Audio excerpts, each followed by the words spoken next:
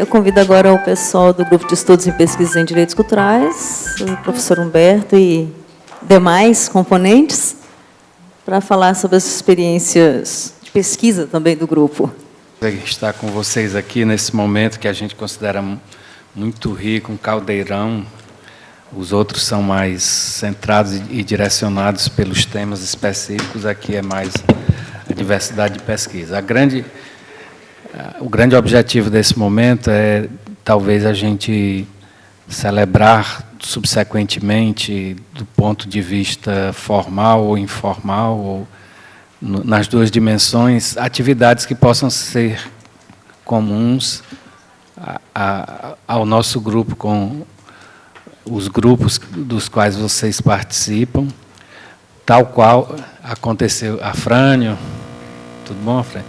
Tal qual aconteceu com relação à nossa experiência com o pessoal de Goiás e, como ontem falou Gonzaga Adolfo, né, uma nova experiência que nós estamos vivenciando, que é a produção de um livro colaborativo à semelhança dos diálogos platônicos, só que com a vantagem, com a desvantagem de não ter bebida, né? E com a vantagem de a gente ter tempo para refletir, pensar e até pesquisar nas respostas. E, pelo que está saindo até agora, são professores de várias partes do Brasil, nominando aqui Ceará, Rio Grande do Norte, Rio de Janeiro, Rio Grande do Sul, Paraná, Goiás, Minas Gerais. Tem mais algum que eu estou esquecendo? Brasília. Maranhão quem? Não, eu estou dizendo do livro colaborativo que nós estamos fazendo, né? Numa integração. É um livro que nós pretendemos lançar no ano que vem, como um dos títulos da coleção do Instituto Brasileiro de Direitos Culturais, cujo primeiro livro foi lançado aqui, né? Cadê? Mostra aí, Vitor. Fomento à Cultura no Brasil, que, aliás, vai ser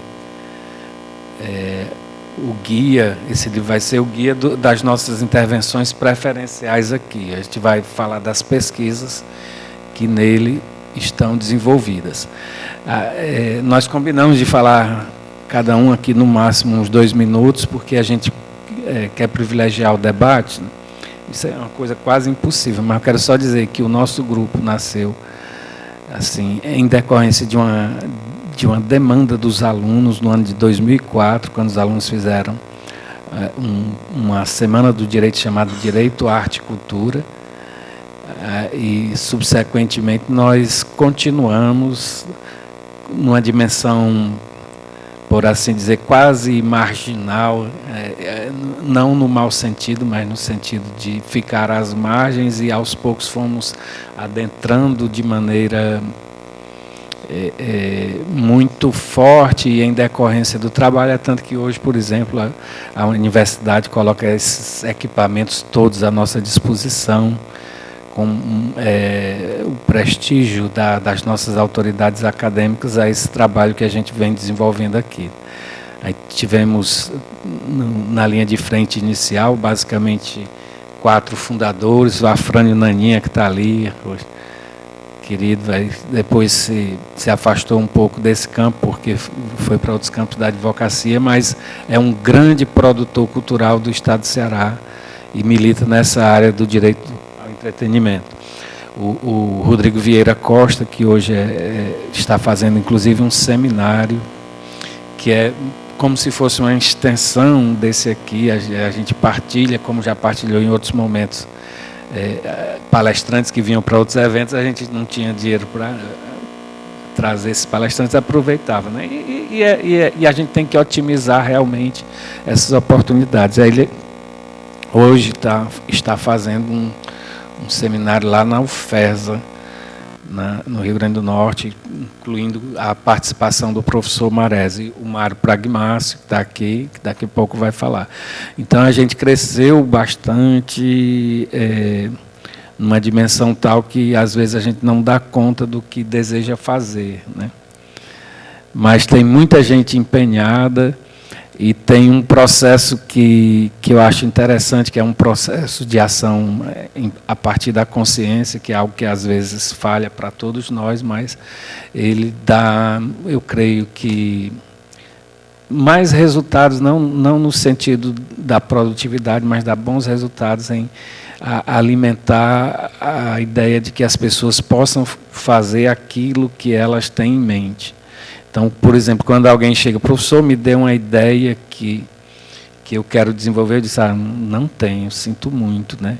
Se você tiver uma ideia que queira desenvolver, eu posso até tentar ajudar, mas, né, se eu transferir uma ideia minha para você, não é a ideia sua, né? É minha.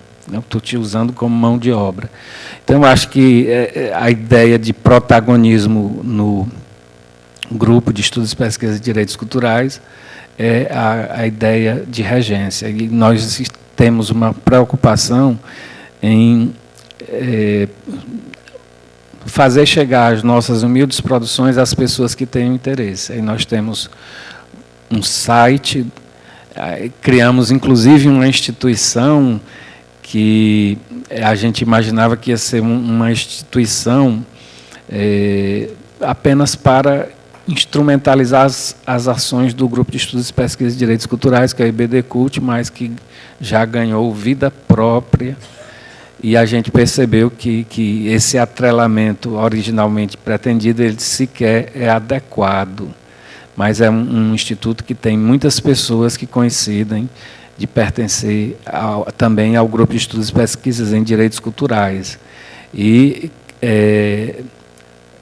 mantém, sim, colaboração, mas eu creio que é um instituto que terá asas próprias e tem tudo para facilitar a aproximação das pessoas que gostam desse campo dos direitos culturais.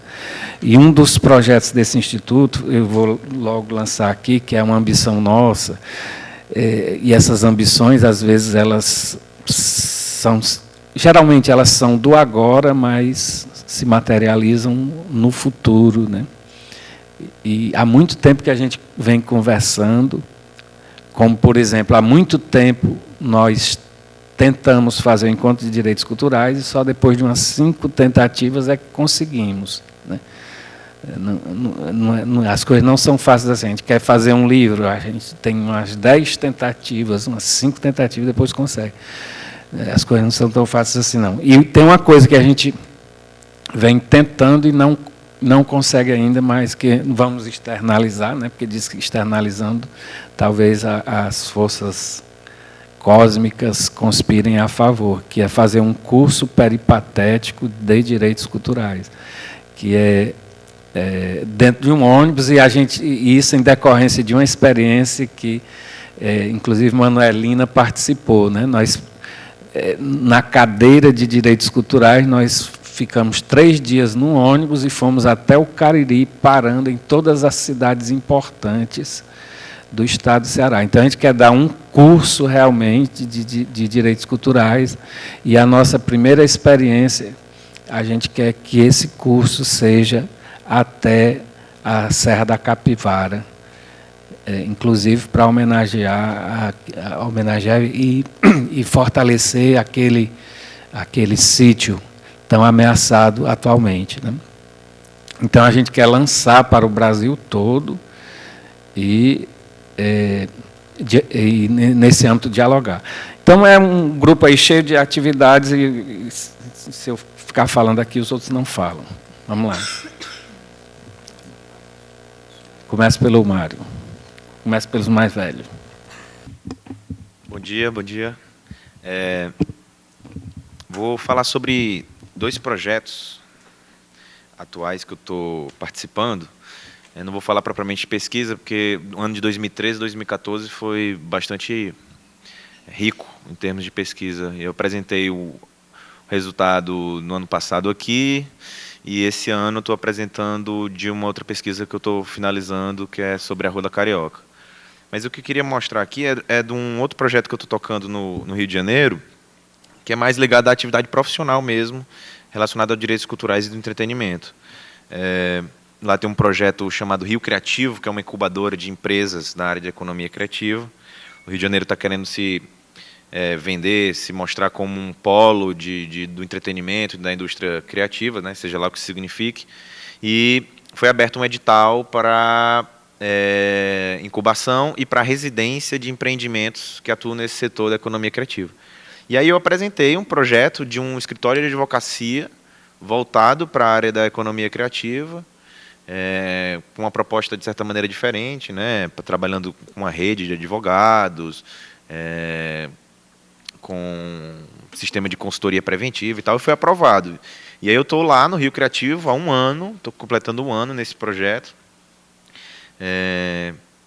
que está sendo uma experiência incrível, porque é o que eu estou fazendo? Eu estou levando essas discussões que a gente trava aqui na teoria para uma atividade prática. Existe, então, a possibilidade de advogar nessa área, né? Por exemplo, quando eu vi o trabalho dos quadrinhos aqui, maravilhoso, eu fiquei pensando nas relações jurídicas que envolve todo o quadrinhos, né? De fazer um videogame, de fazer filme, de fazer uma série.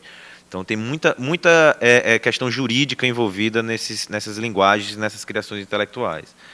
Então, o projeto que eu estou tocando lá é esse do Rio Criativo. Ele foi concebido inicialmente por mim, pelo Anderson e pelo Luan. O Luan é estudante de Direito da UF, já veio aqui apresentar trabalho também. O Anderson é advogado e cineasta, se formou agora em cinema, tem mestrado em patrimônio também. E a gente está lá no Rio Criativo, que é um espaço compartilhado no centro da cidade. E a gente já utiliza também a nossa rede de parceiros, inclusive muitos dos colaboradores são do grupo de pesquisa ou do IBDCUT, para atender essa rede de coletivos também da economia criativa. Isso aqui é um dos atendimentos que foi feito, né, com a Daniela e com a Cecília. Só para vocês terem uma ideia aqui desses espaços de atendimento virtual. Agora a gente está atendendo rede de funkeiros do Rio, enfim, é um trabalho interessante, de certa maneira, e bem experimental que eu estou tocando lá. E a gente fez uma pesquisa lá, que eu não vou apresentar os dados aqui, mas era uma pesquisa para tentar entender quais são as principais demandas jurídicas desse setor da economia criativa, né? O que é que eles precisam dos advogados. E, pessoal, garanto a vocês, eles precisam muito. Sobretudo o pequeno e médio empreendedor da área da cultura e do entretenimento. Eles precisam muito, não tem uma advocacia especializada para atender esse setor, e uma advocacia que compreenda a peculiaridade da área da cultura e do entretenimento, né? Um outro projeto que eu estou participando, estou coordenando também, é o projeto de regulamentação da profissão de produtor cultural. A Associação Brasileira de Gestores Culturais solicitou a nossa ajuda, do grupo de pesquisa, do IBDCUT, para fazer uma avaliação a respeito da possibilidade jurídica de regulamentação da profissão de produtor. Foi instituído um grupo de trabalho a partir da uma convocatória que eu fiz no grupo, né? Cerca de 5 pesquisadores se candidataram, e a gente está fazendo essa análise para encampar uma discussão nacional sobre a regulamentação de profissão de produtor cultural. Então, esses são os 2 projetos que eu estou tocando agora, né? Fora o doutoramento, que é um projeto a longo prazo. E eu apresentei aqui, de certa maneira, no ST e na mesa, as discussões que eu vou travar, que é sobre patrimônio cultural e material do Rio de Janeiro, no caso das atividades econômicas tradicionais e notáveis, né? Bom, é só isso. Obrigado. Marcos. Eu diria que um trabalho de pesquisa que me despertou foi a partir da parceria com a Marisa, né? Essas webconferências que eu tive a oportunidade de participar, e apesar da minha linha de pesquisa, tanto no mestrado como ainda no doutorado, se voltar assim, fundamentalmente para direito internacional dos direitos humanos, para mim foi muito importante esse trabalho na webconferência, onde eu tive a oportunidade de aliar, né, pela primeira vez, por incrível que pareça, os direitos humanos e os direitos culturais, né. Até a gente mesmo que faz parte do grupo de pesquisa e vendo direitos culturais numa perspectiva internacional, como direitos econômicos, sociais e também culturais, né? Porque fica sempre na rabada e no final, e até mesmo quando a gente vai estudar esses direitos econômicos, sociais e culturais, estão em bloco e pouquíssima ênfase se dá aos direitos culturais, né? Por parte de uma doutrina maior voltada para isso, né? Então, foi muito importante. E foi importante porque, dentro da linha de direitos humanos, a gente começa, eu fazendo uma retrospectiva e uma análise crítica da minha trajetória, né, também da responsabilidade dentro do grupo, a gente começa a trabalhar direitos humanos de uma forma muito idealista, né? E assim, como se tem que ser, tem que ser, tem que ser, né? Na verdade, o direito deve ser, mas muitas vezes o mundo do ser não corresponde àquilo que deve ser. E a crítica maior, ela foi crescendo por conta de uma multiplicidade de convenções, de tratados internacionais que vão surgindo, e a gente percebe uma pouca, apesar de alguma efetividade, uma pouca eficácia ou eficiência na efetividade desses direitos, né? E, recentemente, principalmente por conta do quarto encontro agora, eu comecei a trabalhar um tema que está na sua quarta fase do projeto. A primeira fase foi a de sonho, a segunda de sonho, a terceira de sonho. E aí eu me lembrei agora do que o Isaac Newton disse, né? Se eu vi mais longe é porque subi em ombros de gigantes, né? E meu nome é Marcos Pinto Aguiar, né? E vocês sabem que Pinto não voa, né? E eu cheguei à conclusão que realmente eu tenho visto um pouco mais longe porque subi nos ombros do professor Humberto, né? E aí deu para ter uma perspectiva melhor, porque o professor Humberto, de vez em quando, ele arranca uma pena minha e me puxa, e eu, às vezes, quero voar demais, e ele deixa, né, para que eu possa ver lá em cima, e diz, olha o direito, né, veja no direito, e isso tem sido muito importante para mim. Então, nesse momento, eu tenho, a partir do que é a Declaração Universal dos Direitos Humanos, no seu artigo 1º, antes de iniciar todo o rol de direitos humanos, né, ou pequeno rol que está ali presente, fala de um dever fundamental do homem, que é o dever de agir, né, de agir de forma protetiva em relação ao outro com espírito de fraternidade. E o preâmbulo fala da questão da família humana, e a nossa Constituição fala na construção, não é, também de uma sociedade fraterna, e eu tenho realmente começado a pensar muito nessa história de, né, nesses ombros aí, né, tentar ver mais longe, mas também trazer esses aspectos que enriqueceram muito também, foram enriquecidos por conta de uma disciplina que eu estou ministrando muito recentemente, né, de antropologia jurídica, e que veio agregar aí uma outra visão em relação à cultura, né, para enriquecer esse campo dos direitos humanos. E eu espero que eu entre numa quinta fase, né, de concretizar também. Obrigado, pessoal. Cibele. O Marcos fez um pouco de retrospectiva, então eu vou aproveitar o gancho para fazer também.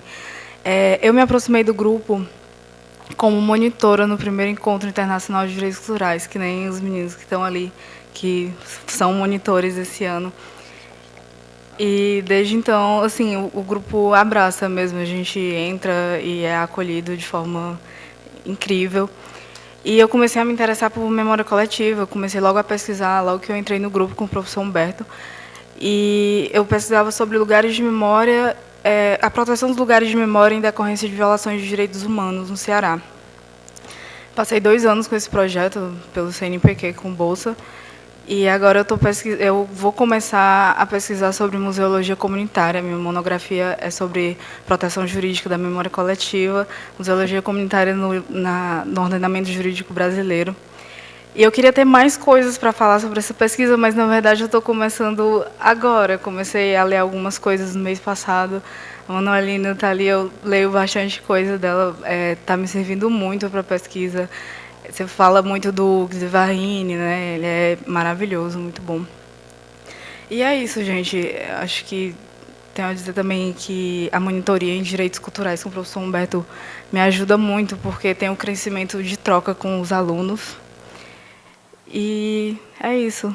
Muito feliz com esse encontro, muito feliz de a gente estar encerrando esse encontro com muito sucesso, como todos os anos. Muito aprendizado também. Bom dia, pessoal. Meu nome é Gabriel. E falando um pouco do nosso grupo, né? Primeiro, como é que eu conheci os direitos culturais? Eu conheci através da nossa colega Daniela, que não pôde estar aqui no encontro dessa vez. Ela foi monitora do professor Humberto na cadeira de Direitos Humanos, né? E ela me falou um pouco dessa pesquisa dele sobre direitos culturais. E eu fui ler um pouquinho assim, vi a ementa da disciplina, e eu pensei, rapaz, esse negócio é meio invocado, eu gostei. E fui ver o que era isso, né? E acabei me apaixonando, né?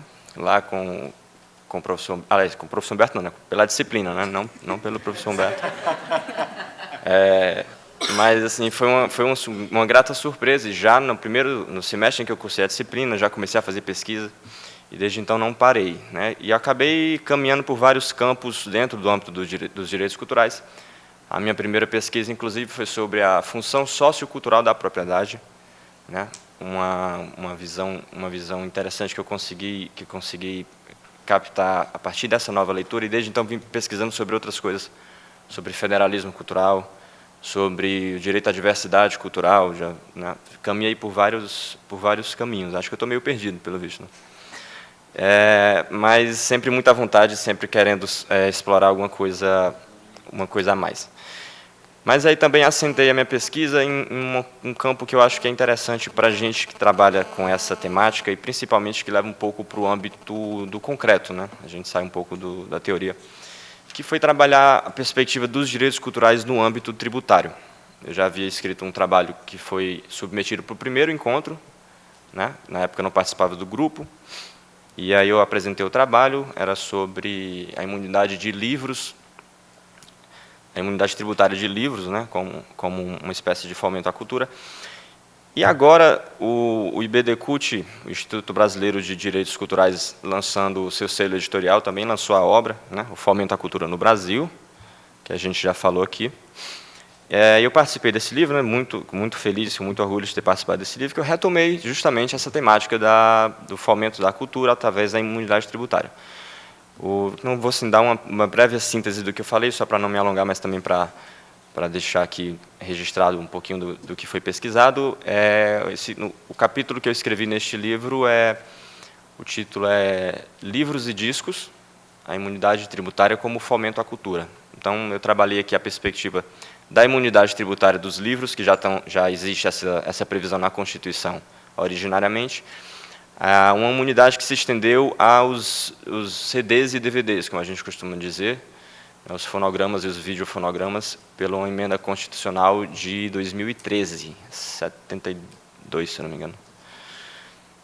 Então, agora a gente trabalha com essas duas perspectivas, e eu percebi que nisso existe um incentivo cultural por meio da imunidade tributária, né? Então, o trabalho que eu fiz meio que aborda essa perspectiva, esse entrelaçamento entre a tributação, ou no caso a desoneração tributária, e o incentivo à cultura, né? Trabalhando a ideia de que a todos é garantido o direito de difundir e também de ter acesso a bens culturais.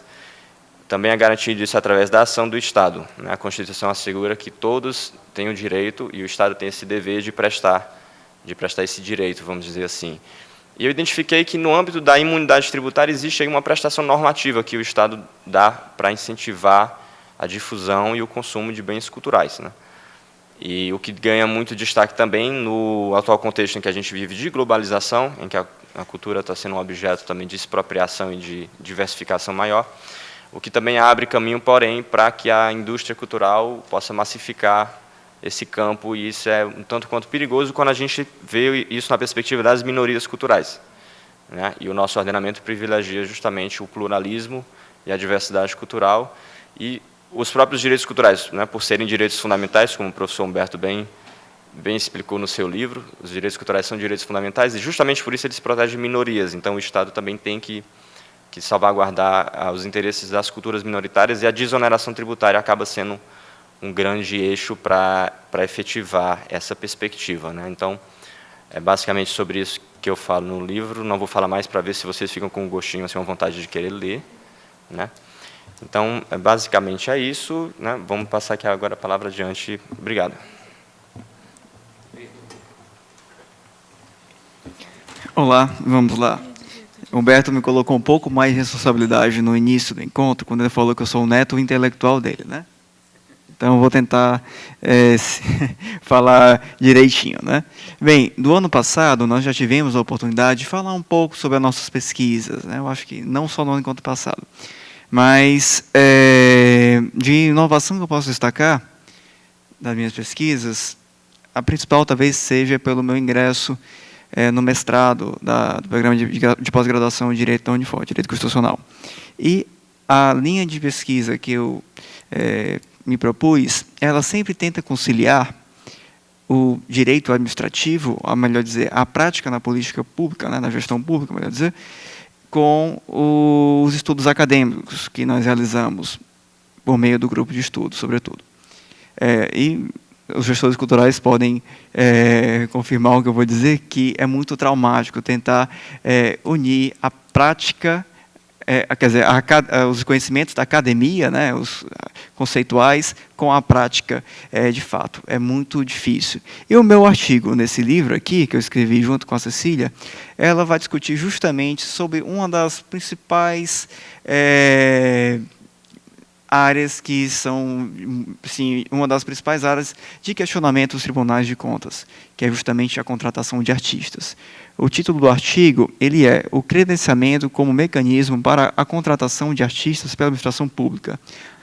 Falando brevemente sobre a temática, né, a gente vai abordar um pouquinho sobre as dificuldades de se contratar um artista. Sabemos que é mais popular a contratação por meio da inexigibilidade para aqueles artistas que teriam renome nacional. É difícil saber o que é renome nacional.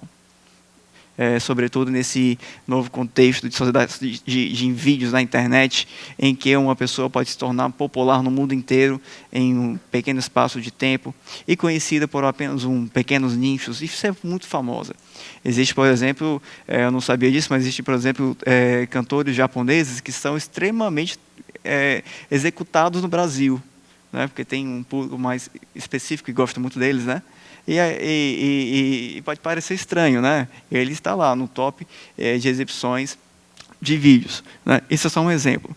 E quando a gente vai falar desse credenciamento, a gente está pensando justamente em uma forma de tornar essa contratação de artistas, sobretudo daqueles artistas locais, o que não teria esse renome que os tribunais de contas consideram, como uma forma mais viável, né? Então, a gente vai falar dessa pesquisa, faz um estudo aprofundado na 8666, nos doutrinadores que tratam sobre o tema, né? Brevemente, eu vou colocar apenas esses comentários sobre esse artigo.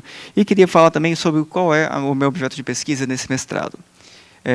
Desde quando eu saí da graduação, eu venho estudando sobre a proteção ao patrimônio cultural de cunho imaterial. Comecei trabalhando com arqueologia, inclusive até com o apoio da Manuelina, a professora Manuelina, que está aqui presente.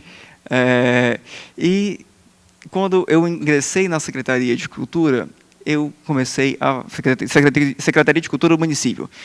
Eu comecei a trabalhar, sobretudo, com esses instrumentos de tombamento de uma forma mais profunda, né?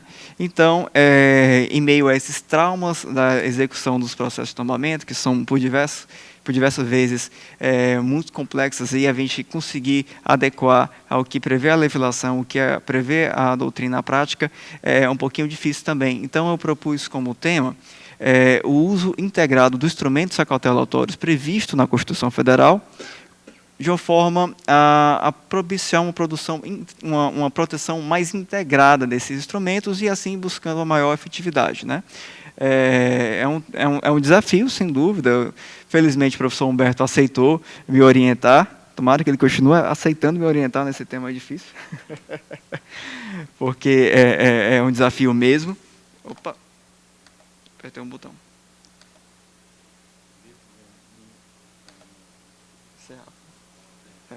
E é isso. Eu queria falar brevemente um pouquinho sobre outro projeto do grupo de estudos, né, que Não, é bonito você falando. Vamos lá. E outra ação do grupo de estudos, né, que seria o portal do grupo de estudos e pesquisas e direitos culturais no YouTube, né? Sem dúvida, é uma tentativa da gente tratar de difundir os conhecimentos que são tratados nesse encontro, né? Eu vou falar brevemente, mostrar para vocês como encontrar esse portal, né? No YouTube, basta colocar GEPDC, que é a primeira que aparece, né? A primeira resposta do Google é justamente essa página do portal, né? A seção do portal, nós temos aqui mais de 20 vídeos, se eu não me engano, né?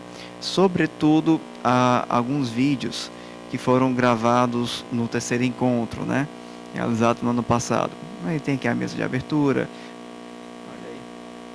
Tem a mesa de abertura, tem algumas entrevistas, como, por exemplo, a entrevista com o professor Frederico Barbosa, do IPEA, que esteve aqui nesse ano, que foi realizada por Rodrigo Vieira, bem como a entrevista coletiva do Paulo Miguel. É um material muito interessante. Nós tivemos a felicidade que desse conteúdo, né, que foi disponibilizado no começo do ano, nós já tivemos mais de 8 mil minutos assistidos. Ou seja, é impressionante o potencial da internet na difusão desse conteúdo. E o melhor, vocês podem ter observado que esse encontro, essa quarta edição, ela também foi gravada por meio da TV Unifor e por meio da usina. Inclusive, já agradecer também ao Fran Paulo, que foi nosso parceiro, vem sendo nosso parceiro desde o ano passado, né? E é um trabalho muito bacana. E certamente aqueles que perderam algum pedaço desse encontro vão poder aproveitar no futuro a sua disponibilização. É isso aí. Essa é a palavra para o professor Humberto. Eu acho que o que nós podemos fazer agora é partir para um diálogo, né, um bate-papo, já que nós tivemos várias pessoas apresentando pesquisas muito interessantes, né? A gente consegue detectar nessas pesquisas desde questões que vão aos conflitos ambientais, né, que geram os conflitos culturais e que foram muito debatidos nesse evento, né, até questões que demonstram questões simbólicas, né, da questão cultural, como, por exemplo, o próprio trabalho com os quadrinhos, né, que remete a como a simbologia implícita nesses quadrinhos, né, pode refletir nas questões culturais. E tivemos também a questão da assessoria jurídica popular, né, que é muito interessante, essa iniciativa, nessa perspectiva multicultural, né, que é a proposta por Boaventura, e realmente, para nós, eu acho que é mais do que claro, né, não dá para se pensar em cultura e em direitos culturais se nós não trabalharmos com essa perspectiva de que a multiculturalidade ela tem que estar presente, ela tem que ser vista por nós, né, e envolvendo as outras diversas áreas, né. Os meninos apresentaram do censo deles questões sociais, econômicas, questões ambientais, questões da própria da educação, e tudo isso está implícito, né, dentro da questão cultural e vice-versa, né. Não podemos deixar de pensar como isso permeia, né, como a cultura permeia todos esses âmbitos. Então, assim, eu acho que a gente tem diálogos interessantes a serem travados por nós.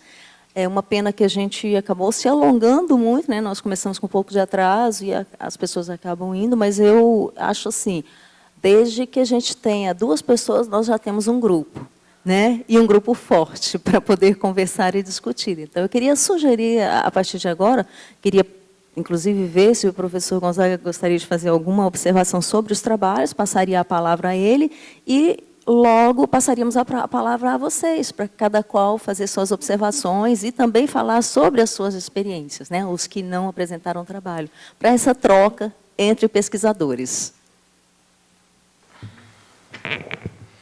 Bom dia a todos, mais uma vez. Também eu quero dizer que me chamou muita atenção a diversidade dos relatos, particularmente a diversidade dos focos de pesquisa dos vários grupos aqui que se apresentaram. E parabenizo a todos, fiquei muito impressionado com a qualidade acadêmica das propostas. As minhas pesquisas, ao menos as mais recentes, estão vinculadas, mais recentes eu digo em termos institucionais.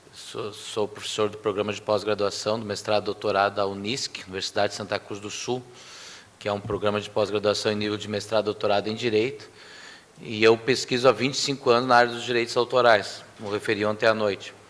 E eu trabalho, minha disciplina no mestrado se chama Direitos Fundamentais na Sociedade da Informação. Mas eu trabalhei durante 3 anos, de 2007 a 2010, no mestrado em Memória Social do Unilassalle, uma instituição lassalista, Canoas, na Grande Porto Alegre, e algumas dessas temáticas, como tombamento, quilombolas, passavam por nós lá. Evidentemente, eu era o único do direito, de vários professores de área de antropologia, psicologia, serviço social, letras, e por aí vai. E eu trabalhava, evidentemente, direitos autorais, mas tive algum contato com essas temáticas, com essas realidades.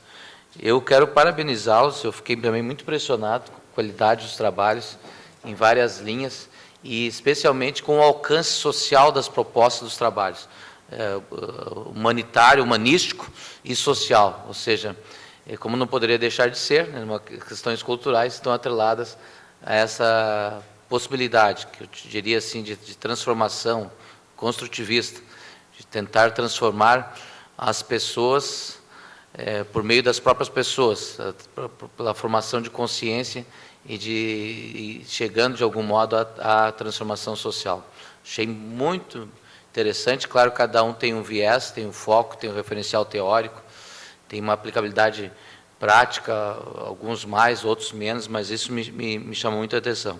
E eu quero ressaltar aqui, estou tomando espaço que não é meu, mas enfim, conversava com o pessoal até antes de chegar aqui, semana passada, o pessoal, digo, do grupo do Livro em Rede, no WhatsApp, nós estamos presentes, e provocava, e conversava ontem à noite, hoje pela manhã um pouquinho ainda com o Humberto,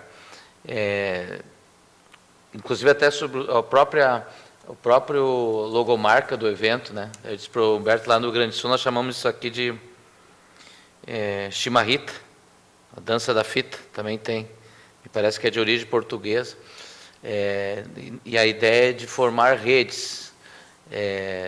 A academia ela é muito estranha, muitas vezes as pessoas se apropriam também de espaço, constrói seu castelinho ali, ninguém mexe ali, ninguém entra ali. Não raro tu vê um pesquisador morrer em instituições nossas, públicas e privadas, e com ele morrem as suas pesquisas, morre todo. Então isso é triste para nós aqui no Brasil, e você sabe do que eu estou falando, certamente de sul a nordeste, norte, se vê isso, do Chuí ao Iapoque, e significa o viés não democrático das pesquisas. Ou seja, alguém é dono de uma pesquisa, alguém é dono de um grupo, alguém é dono de um castelo e tal. Isso é muito triste.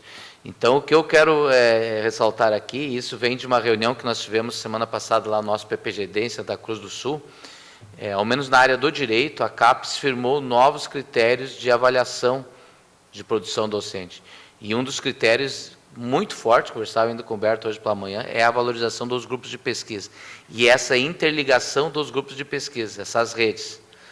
O ponto que nós vamos ter lá, por exemplo, isso eu tenho de memória aqui, até tenho que sentar e ler tudo de novo, e planejar reestruturar o meu planejamento pessoal de produção científica para 2016, não é mais triênio, agora é quadriênio, de análise dos programas, Se eu publicar um artigo com um aluno vale 2 pontos.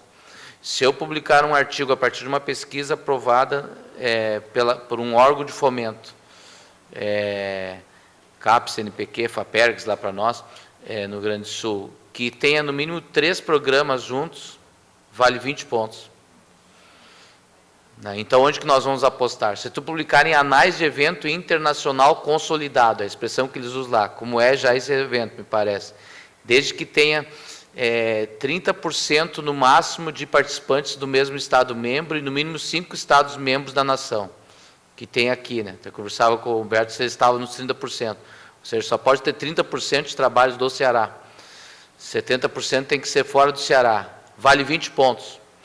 Na avaliação do professor, do pesquisador, dentro do sistema, que não me cabe discutir aqui se é bom ou ruim, me parece que nesse caso é bom, porque a CAPES está dando uma sinalização, menos na área do direito, que ela está valorizando os grupos de pesquisa, os trabalhos dos grupos de pesquisa, e os intercâmbios, essas redes, as ligações entre os grupos de pesquisa, especialmente de várias áreas do país, como é a questão aqui, nós estamos falando do Rio Grande do Sul e Ceará, ou seja, nós estamos atravessando, como eu disse ontem à noite, mais de 3.500 quilômetros de Brasil afora para dividir as nossas experiências.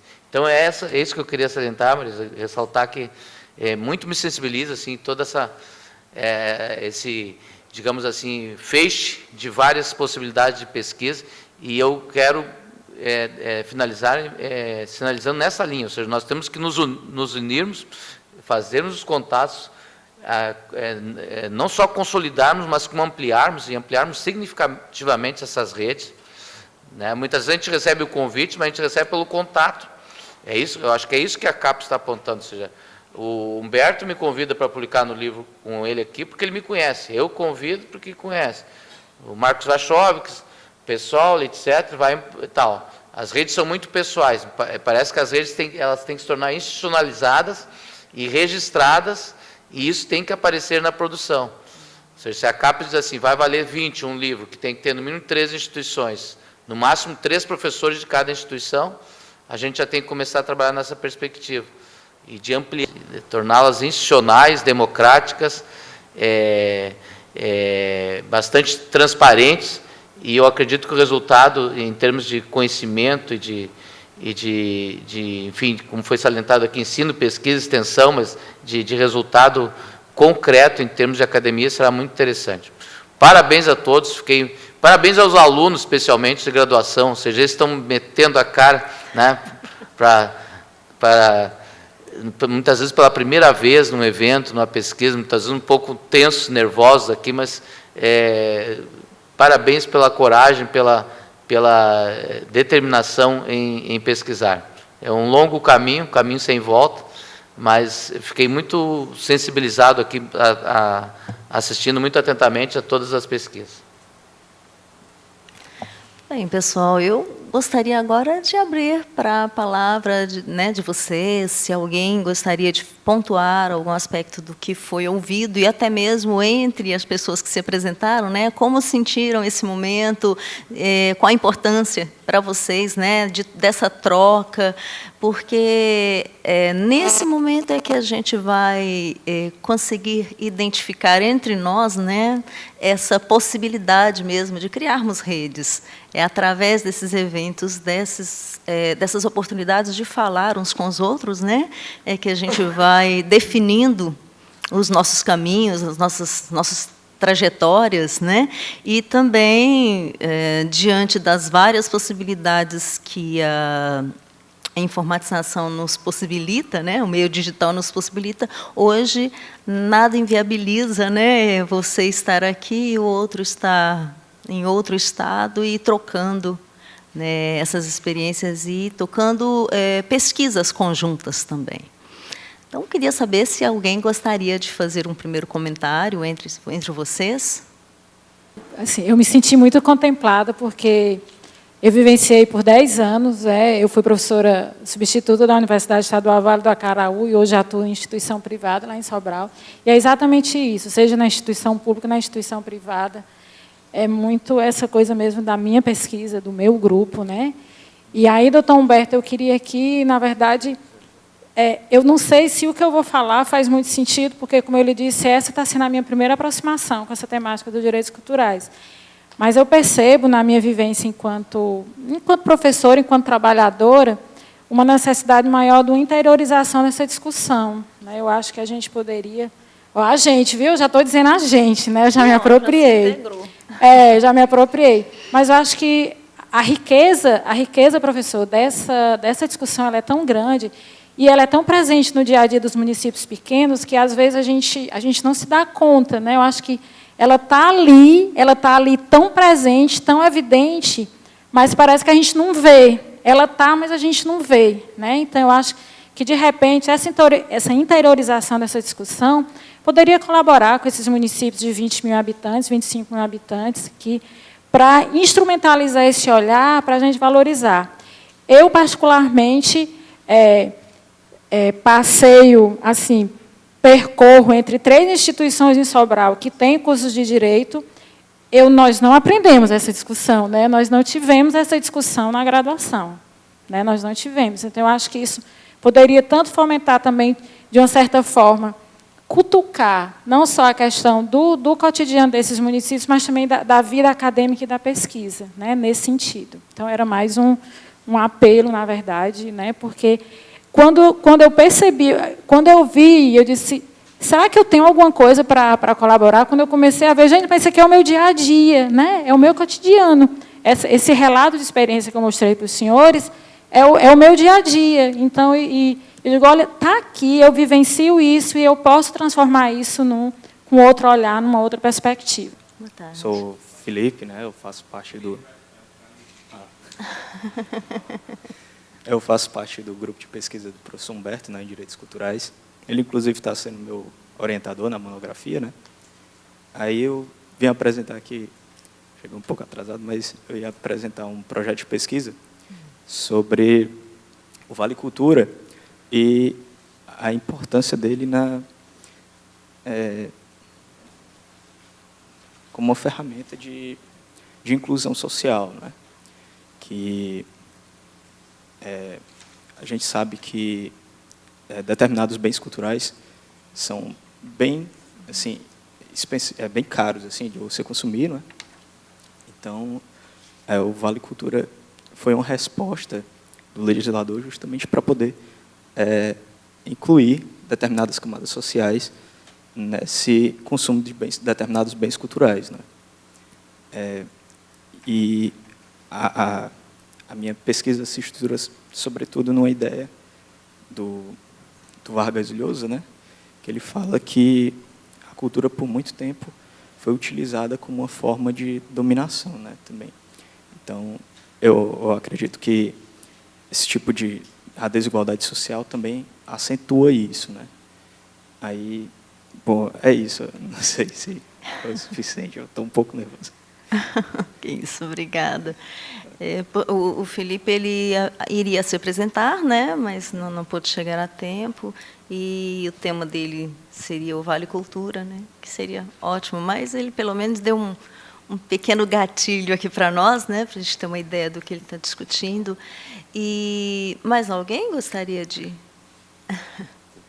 As questões são tão instigantes que a gente fica vendo a questão da necessidade de concluir com o momento, mas aí é só pontuar uma questão bem simples, né, para a gente ter a dimensão de que o debate sobre a cultura é bastante relevante, né? Haja vista que o século XIX, eu estava até falando com o professor, o século XIX foi marcado pelas revoluções, né, econômicas, né? O século XX marcado pelas revoluções da política, né?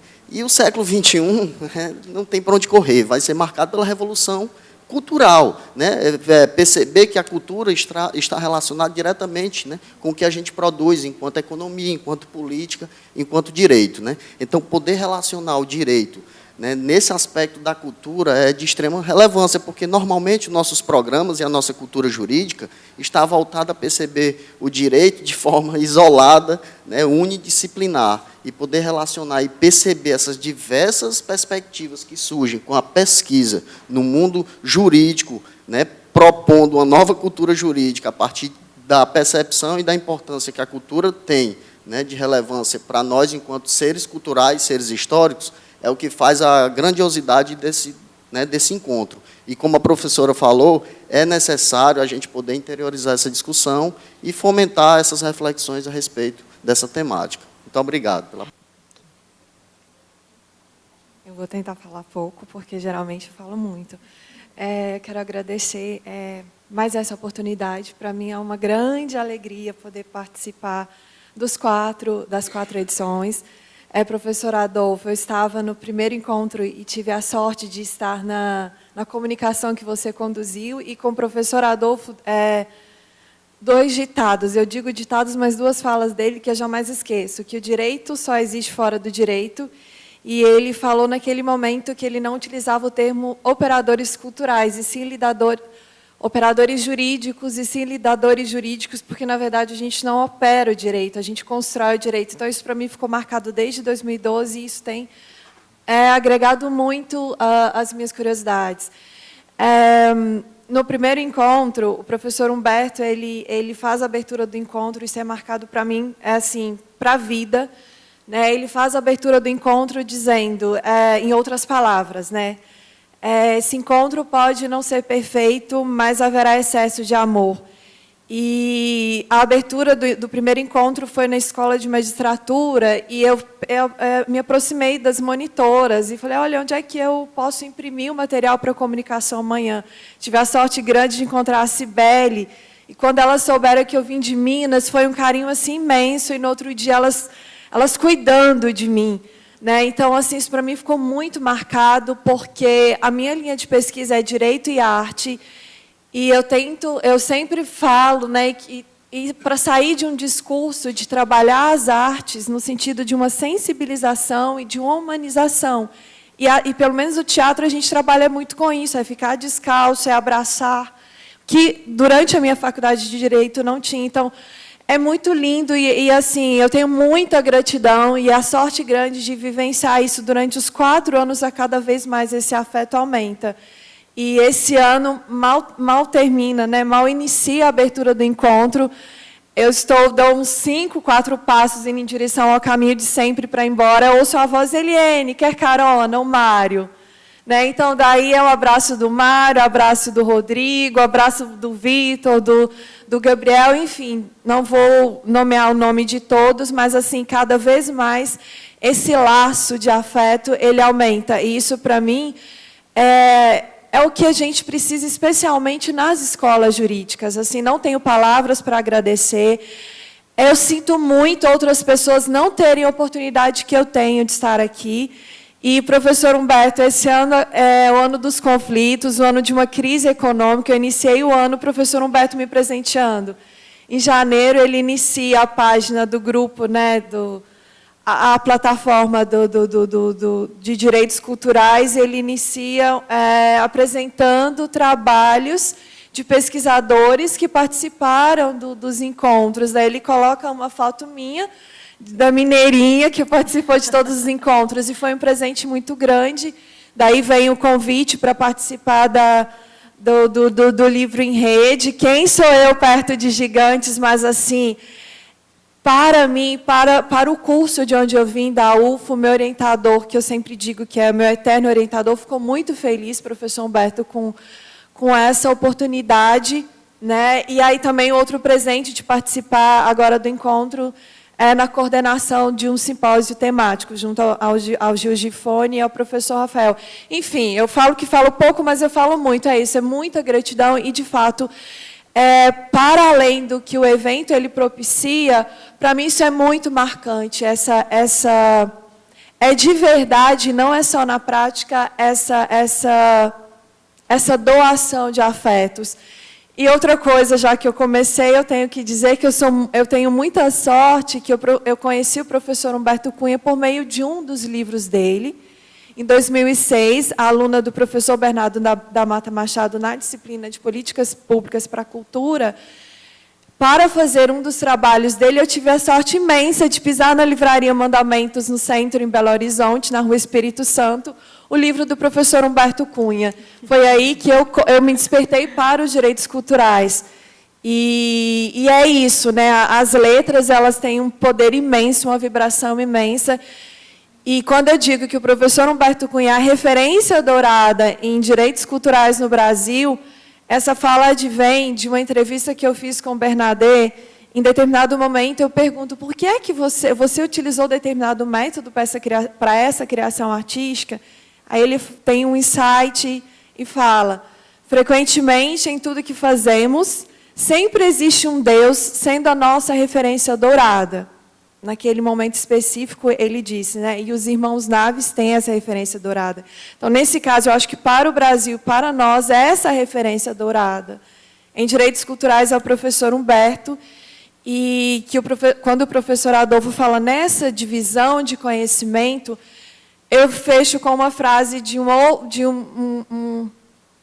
outro professor e uma personalidade também, né, que eu tive a sorte grande de ter sido orientadora, que é Raul Belém da Mata Machado, e ele dizia que, em outras palavras, né, que quanto mais pessoas souberem o que eu sei, melhor eu terei sido. Ele não guardava receita, né, então a meta dele era construir os discípulos, e é assim que eu vejo o grupo, e que eu vejo a referência dourada iluminando os nossos muitos. Gratidão imensa. Eu queria registrar a minha satisfação de estar aqui nesse quarto encontro e o meu olhar de sempre ver esse encontro crescendo, se fortalecendo, e as pessoas fazendo tantas pesquisas.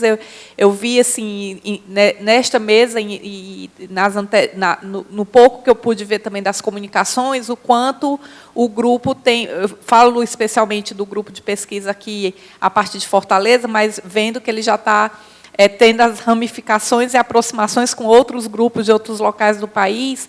Mas é muito interessante ver como o grupo iniciado aqui na Unifor, mesmo quando as pessoas já estão fora geograficamente, né, Mário, continuam colaborando tão fortemente. Então, eu vejo o quanto que é especial o momento do encontro presencial, né, que é o encontro que realmente cresce em densidade e tem uma regularidade invejável, né? E o quanto vocês produzem fora do encontro, né? A gente vai vendo assim que a cada encontro vocês apresentam 1000 coisas que foram feitas num pequeno intervalo entre um e outro, muitos livros, muitos artigos. Realmente, então, eu acho que o encontro é esse grande momento de celebração, de juntar as pessoas que já foram aí se espalhando pelo Brasil, né? E de fortalecer essas comunicações com outros grupos.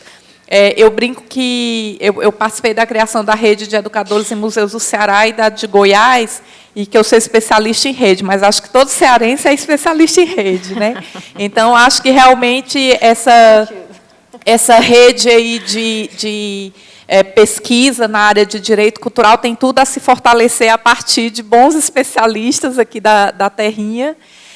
E também queria, assim, aproveitando aí, fazendo minhas as palavras da professora que falou anteriormente, também falar do quanto eu me sinto confortável e acolhida nesse grupo, que é um grupo de uma área que eu não imaginei que eu ia me aproximar. Assim, vou falar uma coisa um pouquinho pessoal para vocês. No primeiro dia, eu falei o tanto que o meu interesse é tão diversificado que acaba, e, logicamente, quem tem um interesse abrangente acaba tendo dificuldade de ser especialista, né, de se especializar e aprofundar.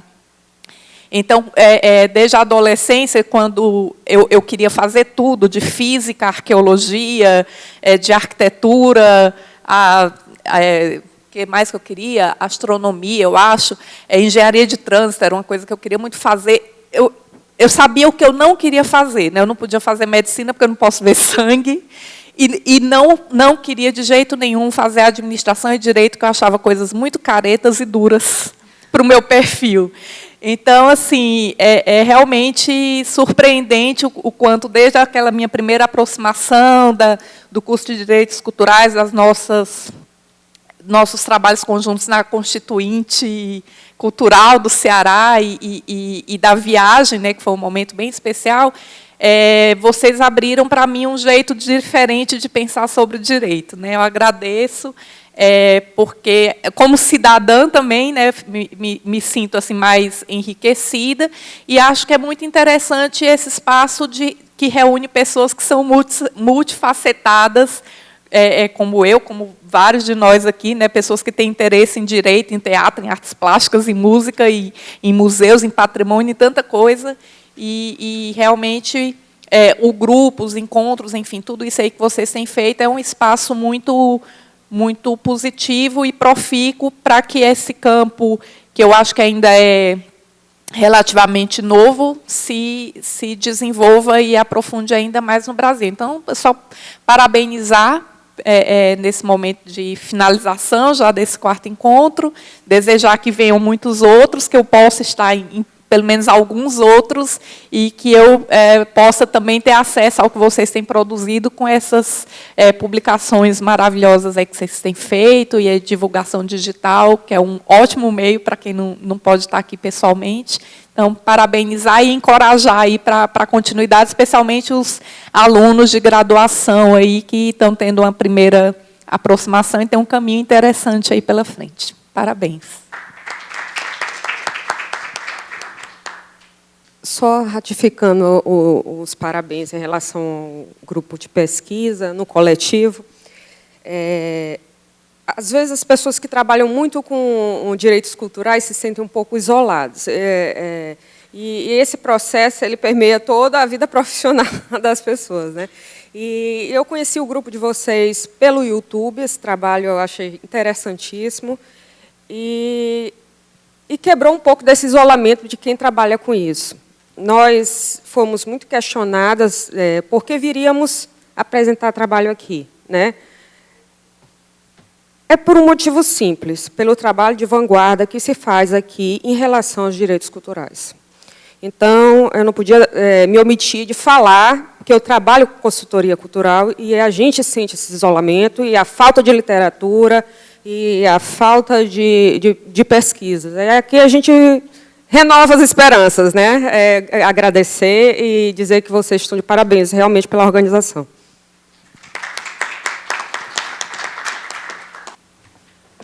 Eu tenho uma pergunta para um grupo, poderia ser? Eu fico Grupo? com uma curiosidade. Então, o professor Humberto responde. Oi? Pode ser em 2 minutinhos? Isso, para o grupo dos meninos lá, o grupo do Cafundó lá. Eu fiquei, me chamou a atenção que existe o Cafundó, né? Vocês têm aqui a expressão, deve ter, porque o Cafundó do Judas. Eu disse, pô, então existe o Cafundó, né? Eu fiquei curioso com relação quando vocês disseram que eles não tinham educação, dificuldade de saúde, e também a dificuldade de transportar lá para o topo os materiais para a construção das cisternas. Eu fiquei curioso no seguinte sentido: vocês já provocaram uma ação para que a população conseguisse o exercício desses direitos? Ajuizaram ou provocaram junto ao Ministério Público, à Defensoria Pública? Eu fiquei particularmente curioso com relação a isso. Após esta constatação, questão de saúde, educação e até o próprio transporte lá para o topo do morro, quem tem que providenciar é o Estado, né? Me parece, ao menos como direito daquela população. Com relação a isso, na última visita que a gente fez, a própria comunidade já colocou os interesses sobre isso e nós já estamos nos mobilizando, começamos a nos mobilizar para poder alcançar a escola lá, um rapaz que tu até ficou de falar, não foi? Para poder dar aula para os interessados, para subir, que é da cidade, do Choró, que ele se propôs a subir a serra e ajudar as pessoas. E a questão das cisternas, ficou decidido que nós vamos entrar em contato com a prefeitura de Quixadá, do Choró, para poder, primeiro, ter a resposta do poder público sobre isso, para poder já tomar o posicionamento. Se o Iago quiser complementar. Sobre essa questão da educação, né, é que, na nossa última visita, o que foi que ocorreu? Uma das coisas que o Isaac relatou, na hora da nossa apresentação, é que no início, na nossa primeira intervenção, a gente percebeu que não existia uma interação entre as duas comunidades, né, apesar de serem próximas. as duas estão localizadas, sim, no topo da serra, né, só que existe uma certa divisão entre as duas comunidades, e não existia essa interação entre as duas comunidades, né. Depois, quando a gente começou a trabalhar essa questão da educação cultural, da educação popular, a importância do comunitarismo, a gente percebeu que já houve essa união, né. A gente sempre já são 5 intervenções, e nas intervenções anteriores à última, a gente via que, às vezes, não tinham representantes das duas comunidades nas reuniões, né. Na última, a gente já percebeu que existem os representantes das duas comunidades, eles elegeram lideranças das duas comunidades na última intervenção, e elegeram também 2 prioridades a serem buscadas, né, pelo grupo, né, em conjunto com eles, que foi justamente a questão da educação. E sobre essa questão da educação, há um ano atrás, a escola que tinha lá em cima foi fechada em virtude, né, de que não havia o pagamento dos professores, enfim, questões burocráticas, né. E como lá existe um rapaz que está no 3º ano do ensino médio, a gente procurou fazer um vínculo do Cajupe com esse rapaz, e nós estamos vendo a possibilidade de conseguirmos uma bolsa junto à instituição, junto à Faculdade Católica, uma bolsa de incentivo para esse aluno. Ele já se propôs, ele disse que sim, né, até está bastante interessado, em ver essa bolsa de incentivo para que ele possa, né, dar alfabetização, principalmente para os idosos, né, os adultos e idosos, que o que a gente percebeu é que eles têm essa vontade, sim, de aprender essa questão da educação. Então, é isso. Isso, mas, diga.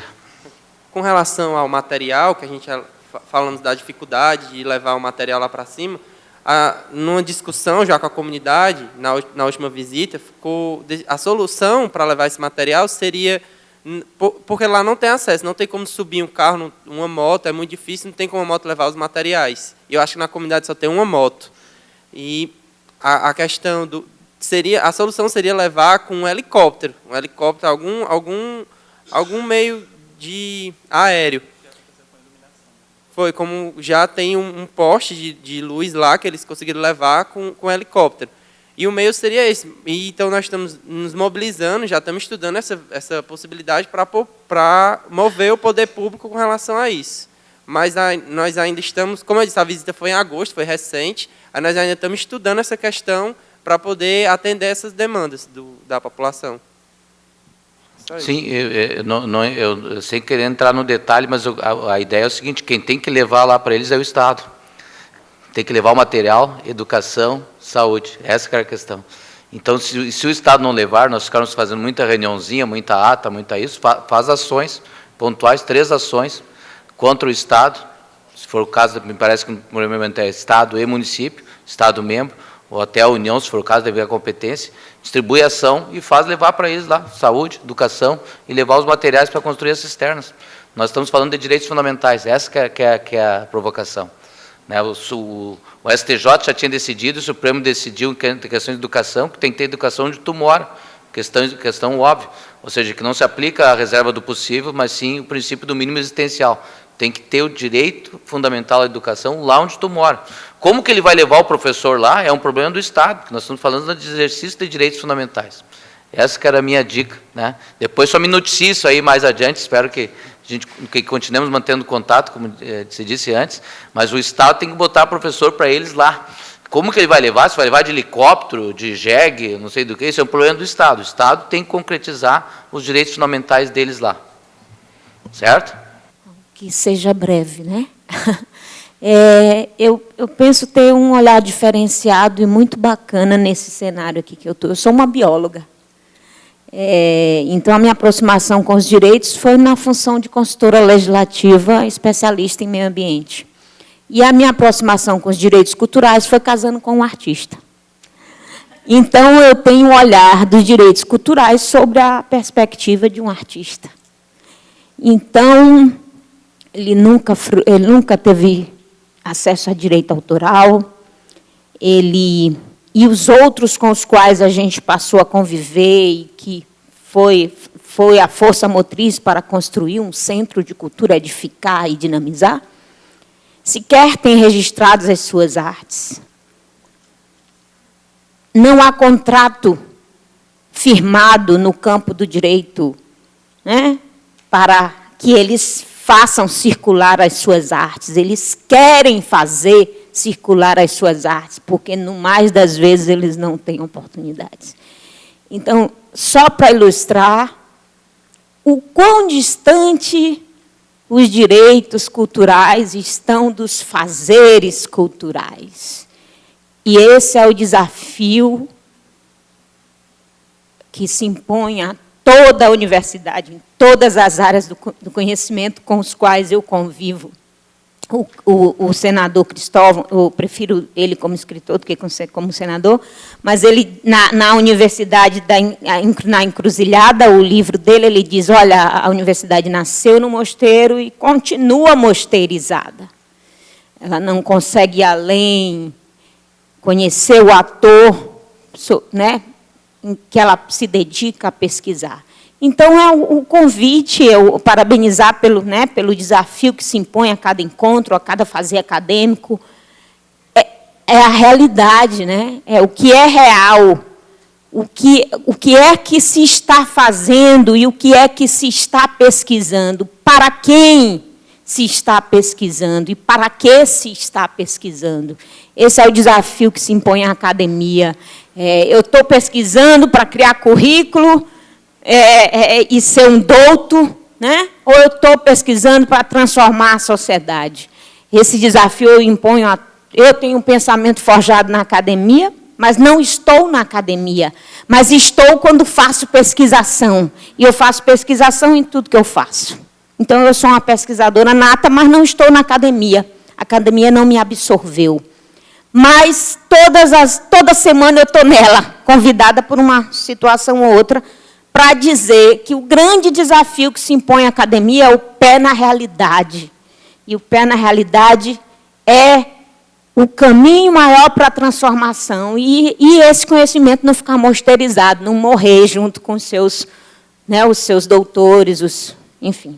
É basicamente isso. Parabéns pela oportunidade, pela circulação e pelo engajamento que, né, já temos consolidado um encontro que já está no quarto, e que outros venham, e a gente possa estar aqui também trocando ideias.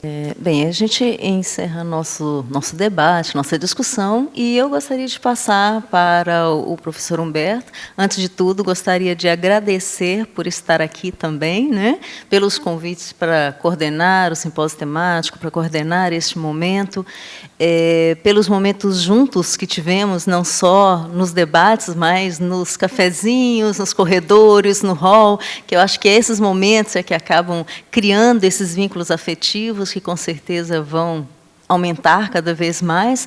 E passaria a palavra, então, ao professor Humberto, para ele finalizar. Amigos, eu gostaria de saudar também, como já o fiz, as apresentações, mas gostaria de dizer que todas elas abrem a oportunidade para que a gente aprenda a língua um do outro. Porque essa palavra cultura, o pessoal já tentou inventariar quantas acepções ela tem, e já chegaram a centenas, né? E hoje em dia tem a compreensão de que cada antropólogo tem a sua própria concepção do que seja cultura, ou seja, é uma palavra que, ao invés de propiciar o diálogo, se a gente não tiver consciência de como a utiliza, a gente estabelece uma conversa de pessoas que não querem se ouvir, ou uma conversa de pessoas que não podem ouvir umas às outras. Então, os trabalhos, de fato, eles se enriquecem, ou têm a possibilidade de enriquecer quando são objeto de análise, né? A rigor, esse momento ele não é bem esse momento de análise, mas de aproximação, né? Aqui é um momento de encontro de pesquisadores em direitos culturais e em cultura. Então, o grande objetivo não é propriamente a análise do trabalho, mas conhecer o trabalho. De toda forma, como eu fiz essa introdução a respeito das diferenças as diferenças e as diferentes concepções da palavra cultura e, por conseguinte, dos direitos culturais, eu devo dizer que alguns trabalhos suscitaram um interesse peculiar em afinar a linguagem. Por exemplo, existe efetivamente tombamento determinado por lei. No município, você tem a estrutura da comunidade interferindo na decisão da proteção, ou isso é algo que parte apenas dos legisladores? Ou seja, são perguntas que precisam ser formuladas. A própria, não no seu trabalho, teve um outro trabalho a respeito do tombamento, aquela própria concepção administrativista de tombamento, ela continua a ser uma concepção adequada para uma Constituição que transfere a proteção do patrimônio cultural para o âmbito dos direitos culturais. São perspectivas muito diferentes, né?